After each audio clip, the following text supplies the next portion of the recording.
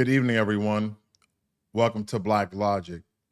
Now, despite consistent denials of involvement in his family's foreign dealings, this evidence suggests that otherwise, as Biden prepares to leave office, he issued a sweeping pardon to his son, avoiding potential legal repercussions for unregistered foreign lobbying and other charges. This raises serious questions about transparency. And when you speak about the Attorney General of Georgia, Fani Willis, she may need a pardon from Biden, as well as Liz Cheney. There's a slew of other people who are in the pipeline who potentially need, because of their conduct or behavior or false allegations against Trump, may need a pardon as well. So we're definitely going to be following that story. In international news, the Biden administration has sanctioned Bidzina, founder of Georgia's ruling Georgian Dream Party. We're talking about the state of Georgia, the country of Georgia, not the state of Georgia. He accused of actions that undermine democracy and shifting Georgia away from a pro-Western stance towards Russia, meaning that he doesn't want to take sides. If anything, he wants to stay very neutral on this. Now, these sanctions impact his assets, properties in U.S. jurisdictions, and impose travel bans on him and his family. Now, a billionaire who made his fortune in Russia, mainly why he doesn't want to go against Russia, served as Georgia's prime minister and founded Georgian Dream in 2012. The party has faced criticism for increasingly authoritarian policies and a pro-Moscow tilt, including laws restricting free speech, LGBTQ plus rights, leading to the UE spending Georgia's membership allocations. These developments highlight the complex geopolitical dynamics at play in the challenges in promoting democratic values globally. So again, he doesn't want to take a chance. He spent a lot of time in Russia, made a lot of money in Russia, did a lot of business with Russia. So he is going to stay very neutral on this. But again, looks like we're tied somehow as a country because of our dealings with Georgia altogether. Now, in a historic political shift, the Republican Party, led by Donald Trump, has achieved a significant victory. Biden's final freebie vacation of President sparks outrage as Dems admit they can't wait for him to leave the White House. Everybody has turned their back on Joe Biden. And I think Joe Biden doesn't care, because once Nancy Pelosi, Chuck Schumer, and the rest of the high-level Democrats push Biden away from running for his second term, he's on vacation on the beach, and he has less than a month left. And I really think that Biden is tired of it. He's just totally done with the whole presidency altogether. And someone who served over 40, almost 50 years as being a politician, this is what his Democratic Party is stating about him. Good old Joe. Good old Joe. A realignment of Trump can't keep its 2020 results, signaling a new political era. And I'm going to tell you why. When we speak about immigration, the election of Donald Trump has strict anxiety among immigrants. His plans for mass deportations have created fear within a lot of communities. Activists are working to educate migrants about their rights, while concerns persist even in sanctuary cities like Chicago. My question is this: why do illegal immigrants have rights in our country? They should have the right to be deported.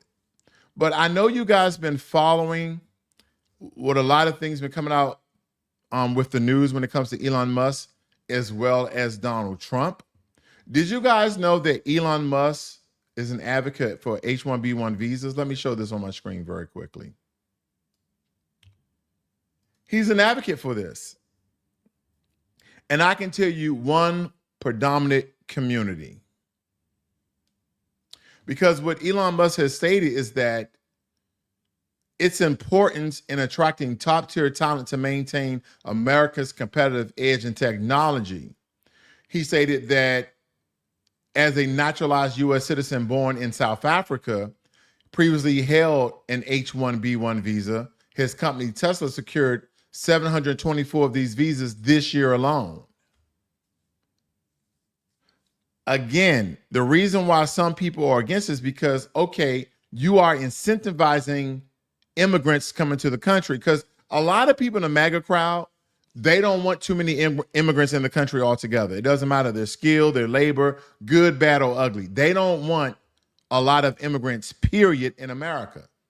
See, my stance is I just don't want illegal immigration. If people come through the way, Ellis Island and other sorts of ways how they come through America legally and they earn their citizenship, then so be it. That's the way that you're supposed to do things. But Elon Musk and Donald Trump are now agreeing that we're going to really try to influx more immigrants through the H-1B1 visa.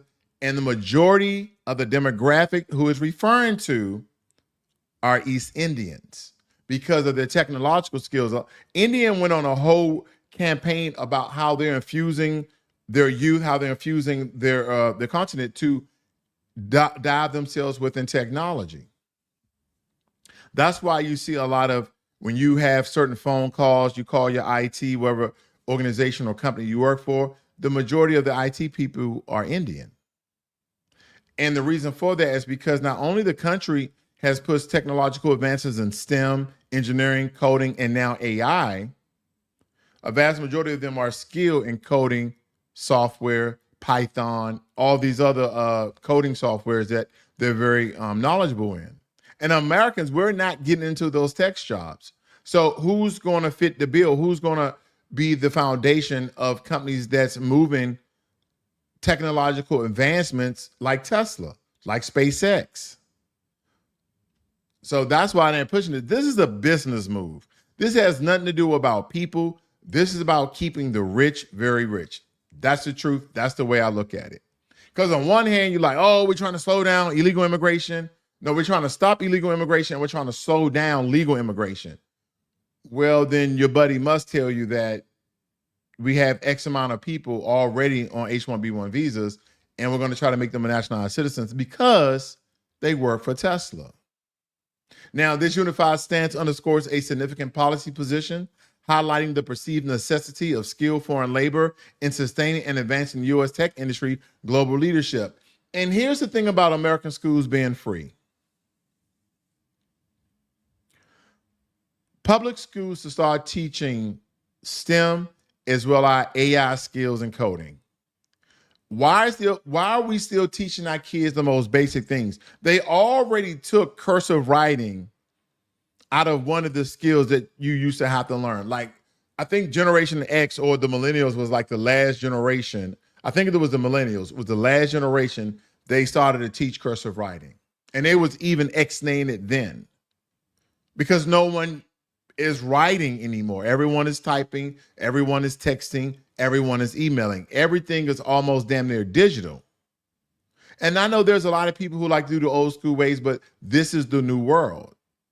The world is becoming more and more technological advanced. So when your son or your daughter tell you, I want to be a plumber, yeah, you can be a plumber all you want, but you're going to this coding school. You can be an electrician all you want, but you're going to go to this mechanical engineer school because, yeah, we're still going to need those blue collar jobs.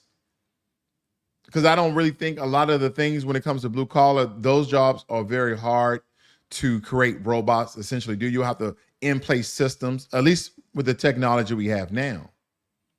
So my thing is we're going to have to have a lot of skills, but part of our skills are going to have to be in either learning how to read code, understand code, how to manipulate code, make websites, HTML, Java, AI, learn how to use AI to our benefit, maybe even write some large language models ourselves.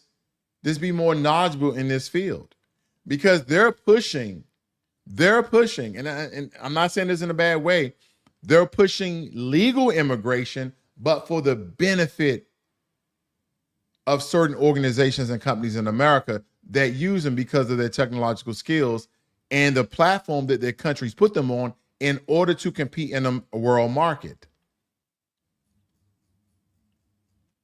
So again, this is politics, but in the end, this is about money. This is about money. Good old Joe on the beach. Boy, I tell you. Good old Joe. In a historical political shift, the Republican Party, led by Donald Trump, has achieved a significant victory in the 2024 elections. They've won the presidency, regained the Senate majority, and maintained control of the House. This marks a historic shift as exit polls show more voters identify as Republicans than Democrats for the first time since 1928.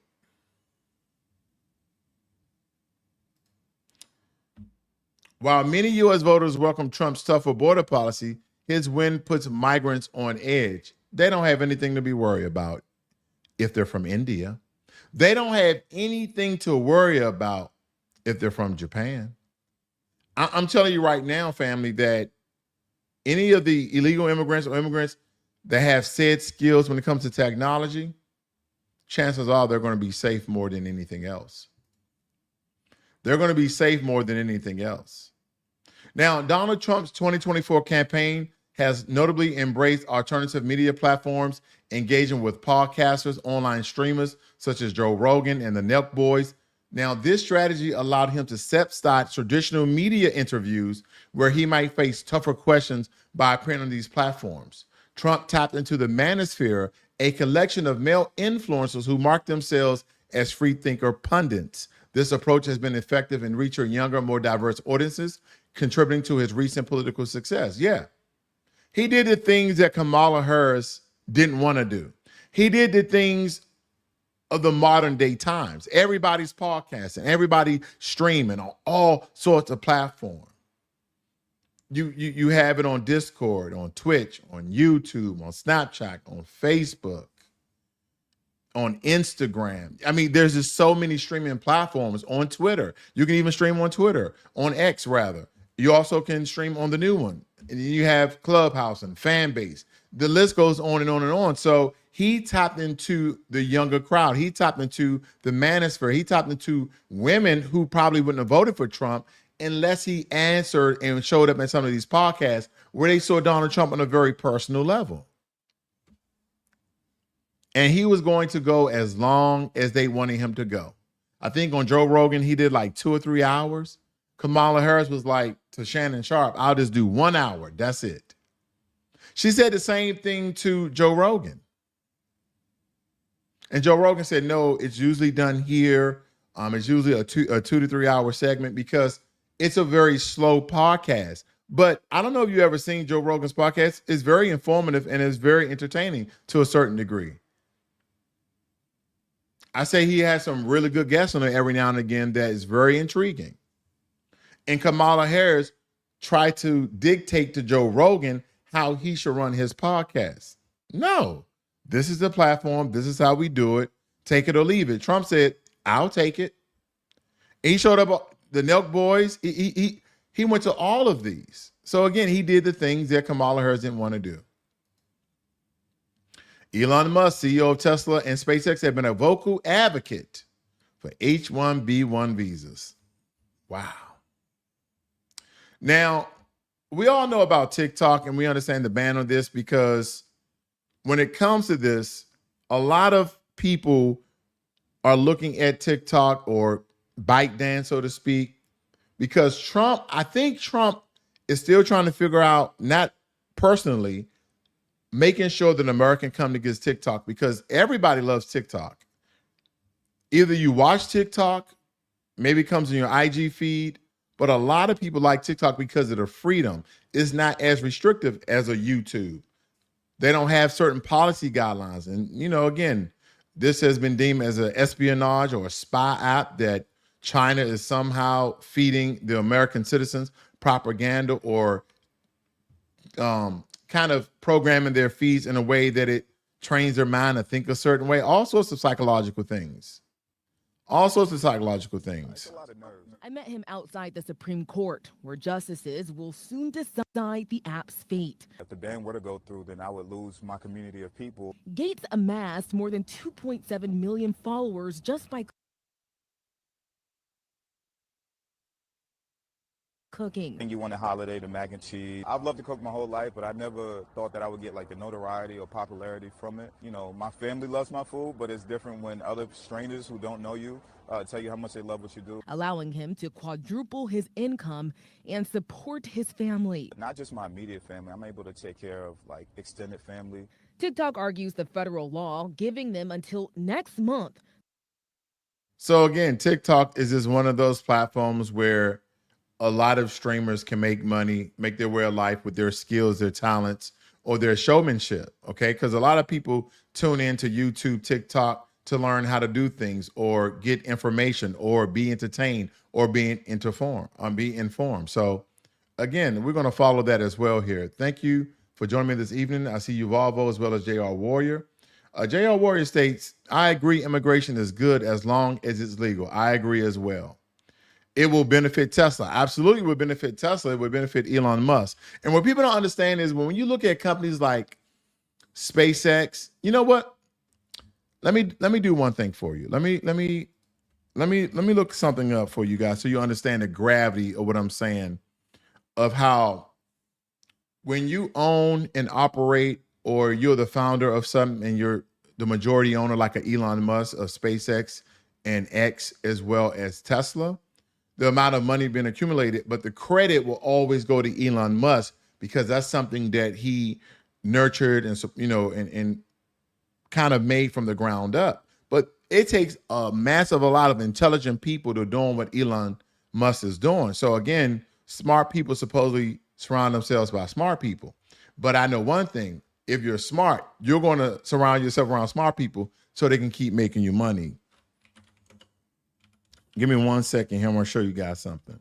You guys may not be familiar with this because, again, if you wanted to know what the if you wanted to know what the richest man in the world owns, let me help you guys out. If you really want to know, what the richest man in the world owns, here you go. SpaceX, Tesla, PayPal, Zip2, Starlink. Don't forget about his phone company, where Starlink anywhere in the world. He only said he has Dogecoin, Hyperloop, the Boring. Remember I told you about the Boring company? They made that flame gun. So it's called the Boring Company, but they do a lot of intriguing things. I'm going to show you something very quickly here. Bear with me. Let me show you this. I don't know if you guys saw this, and this is from the Boring Company. Okay, this is from the Boring Company. Are you guys familiar with this? Yeah. A lot of tech reviewers were definitely showing that off. But let me go back. He has X, Solar City. So if you guys are familiar with Solar City, Tesla Energy, of course, X, the Musk Foundation, Neurovirgil, Neuralink. That's when they're going to start putting chips in people's brain. Open AI. Doesn't that look like Chat GPT? Let's see. Open AI. He somehow has a partnership in that. And then Gronk, XAI, that means Twitter's AI. It's called Gronk. Deep Mind Technology, because a lot of Neuralink, Deep Mind Technologies, Starlink, they're all using different certain technologies so they can chip people's brain, not your boys. X.com. Okay, so there's a lot of companies that Elon Musk owns that's making a lot of money for him. So this is why he's the richest man in the world. But I'm not hating. Not at all. But this is one of the main reasons why he is in support of the H-1B1 visas. He said, look here, Trump, this can make us very rich. He like, but we're already rich. It can make us richer. Okay, I'll allow it. But there you have it, ladies and gentlemen. Thank you for joining me this evening.